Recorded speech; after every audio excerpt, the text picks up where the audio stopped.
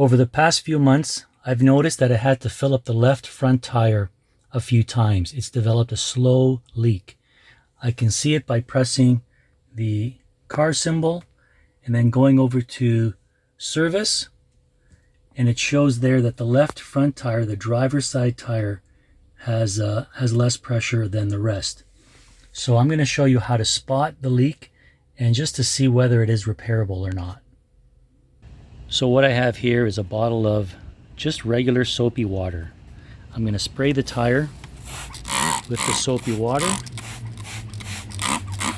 and watch to see if any bubbles occur. I'm going to spray it all over. Parts I'm going to look for specifically are the stem. So I'll take this off. So hit the stem, the outside of the tire, and then the top of the tire.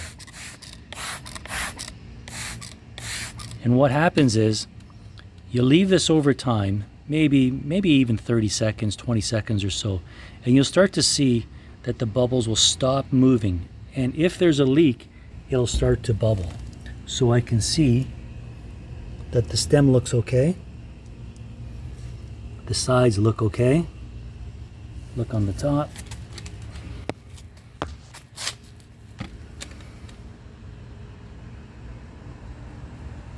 And there it is, right there. There's a small screw. Looks like it has a Robertson head. It's right here.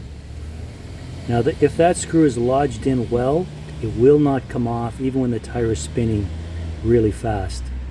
But if it's something that is not a screw with threads and it's not lodged in nicely, it may come out while you're driving and then lose pressure really quickly. So this is repairable.